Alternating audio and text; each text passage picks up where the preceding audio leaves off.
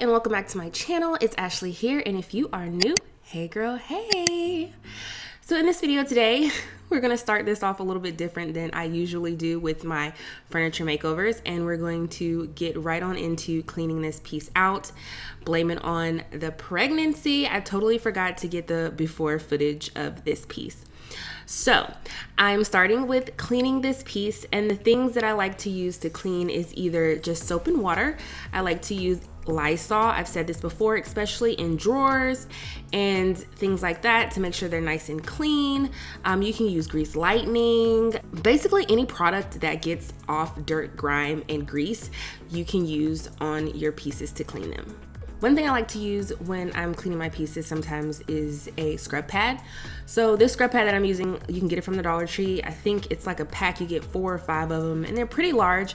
And most of the time when I get them, I rip them apart and I use them to remove any tough stains or marks or something like that that is on the furniture. So after I've got this piece nice and cleaned off, I'm going to be using my Waverly chalk paint. This color is Cashew, and I am going to start to paint this onto the piece.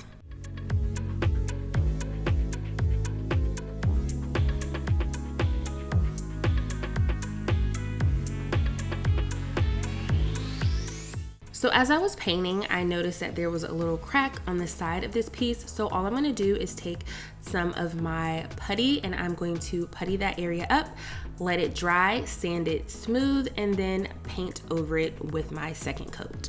So after I've painted the body of this piece, now I'm just going to paint the drawers separately. And I am going to first remove the hardware, and then another thing that I like to use are putty knives to remove like any gum or sticky things that might be on the dresser. Just take it and like scrape it off. And then I am going to paint this as well. Next, I'm gonna start working on the top. So as you can see, I did paint the top, and now I just decided that I wanted to add wood to the top. So I'm gonna take this piece of wood and I am going to mark it off where I need to cut it on my miter saw. And as you can see, I am marking it off a little bit away from the actual piece, and that's because I'm gonna be using my jigsaw to create the same shape as the actual top with the wood. So after I get those markings, I'm just going to take this to my miter saw, and then I'm going to cut out all of the pieces that I need to fit on the top. And I am going to be also planking the bottom of this as well. So I took those measurements and I cut those pieces on my miter saw too. All right, so moving along, I'm going to be taking these stencils that I picked up from Michael's. They are adhesive stencils. You guys know when I pick up stencils, I try to find stencils that have adhesive on them. So I got these, they were on clearance. I think I paid like $3 or something for them. And now I'm just going to cut out the ones that I'm going to use, and I'm going to then start to stencil this piece.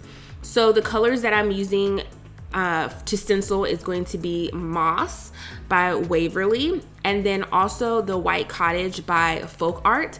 And I'm just going to use both of those colors, and I'm going to add the stencils all around this piece.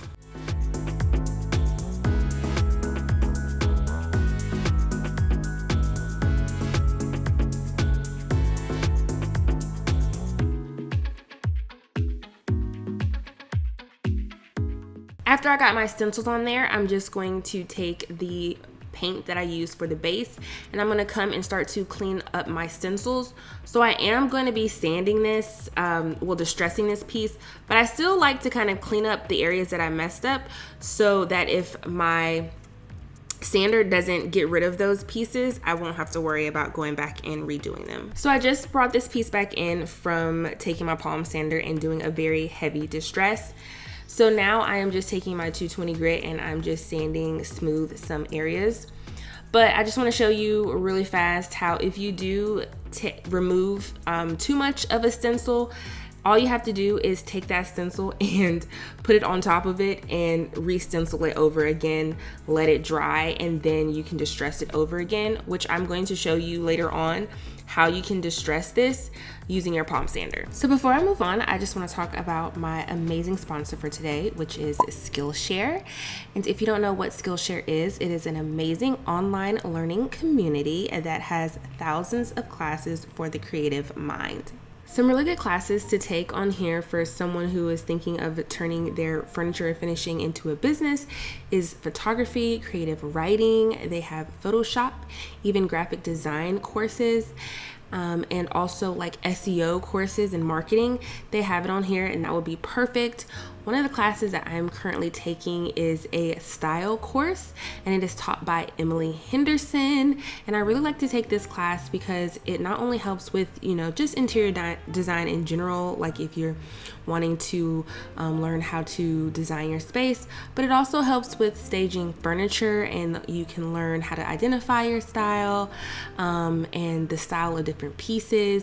She also talks about vintage finds, how to find them, where to find them, how to develop your own confidence in styling things, and also she talks about color palettes.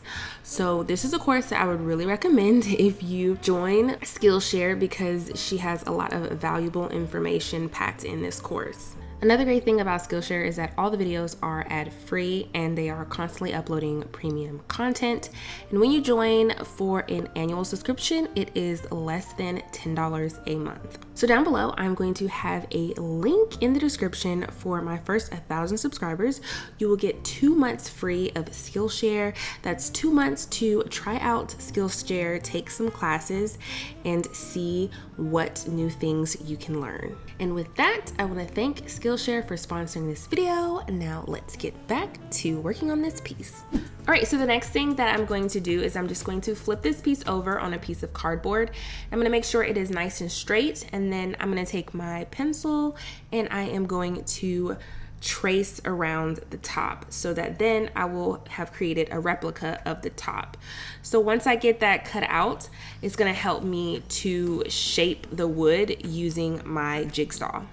After I've gotten that piece cut out, now I'm just going to take my pieces of wood and I am going to start to nail these down.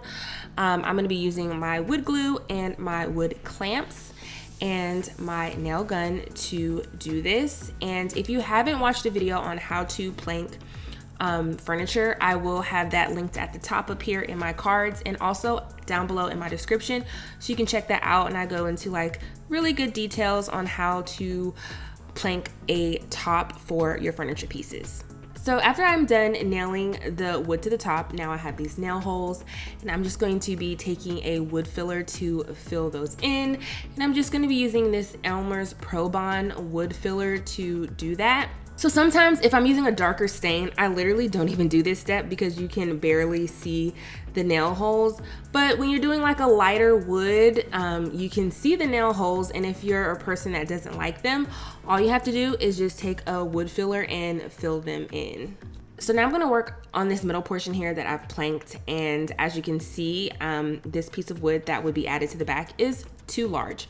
So now what I'm gonna do is I'm going to take my pencil and I'm just gonna come up underneath that and make a straight line to where I need to cut this on my table saw. So after I get that line done, I'm just gonna take this to my table saw and I'm going to cut that piece off. And then after I've cut that piece off, as you can see here, now I have this small piece of wood that fits perfectly in place. All right, so the next step is sanding my wood. So I'm just sanding these nice and smooth, making sure I don't have any rough edges or anything like that. And then after I sand these pieces, I am then going to stain them because I want to stain these pieces before I put them in the middle portion of our piece so that I don't get stain on my painted areas. So as my wood is drying, I'm gonna start to work on the top of this. And again, I said I'm gonna be using my jigsaw to do this and this piece of cardboard that I cut out into the shape of the top. And this is just gonna help me as my guide to make sure that I have that shape correct when I am cutting this out.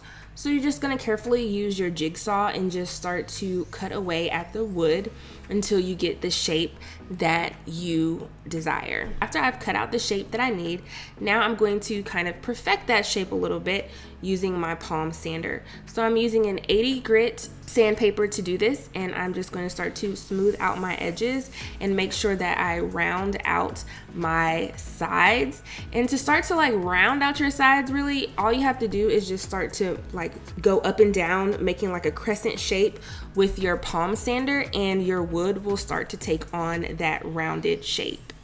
Okay, so after I'm done working on the top, I'm going to begin to work on the bottom here, and I'm going to do that same thing, and I'm going to nail these pieces down using my nail gun, and then I'm going to take that wood filler, fill in those holes, and then I am going to let that dry and sand smooth my wood using a palm sander. Now I'm going to stain my top using that same color stain, which was the golden oak.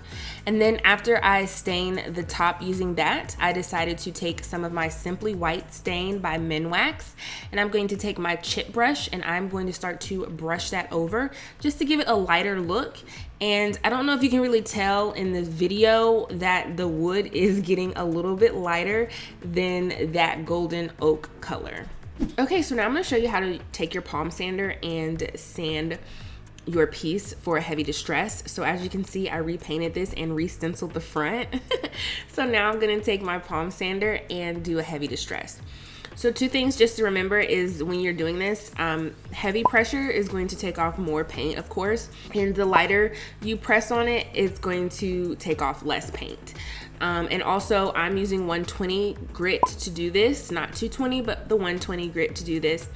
And I'm gonna start to remove the paint from my piece. Again, I'm doing a heavy distress, so I'm gonna be taking off a lot, using a lot of heavy pressure, but I'm still going between heavy and light pressure. Now, after I've done my heavy distressing, I'm gonna come in with my 220 grit and just take that and sand over lightly the whole piece. So this is the knob that I picked out for this piece.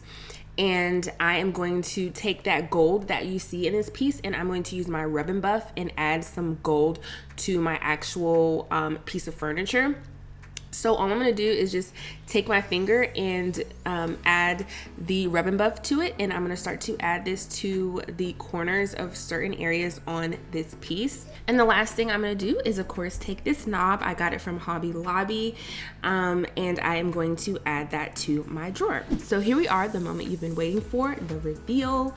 So I'm loving the top. I love the lightness of the wood, and I sealed this with polyurethane, and the body is heavily distressed. I have not done a heavy distressing on a piece in a very long time, so I was excited to do it with this one, and I just love how the stencil looks worn off of this piece. So I decided to keep the drawers that natural wood color, so everything just really flows together, from the wood tones to the neutral colors that I used in the paint. So I love how this turned out. I got my inspiration from plants because I said I wanted to turn this into a plant stand, so this could definitely be used for that.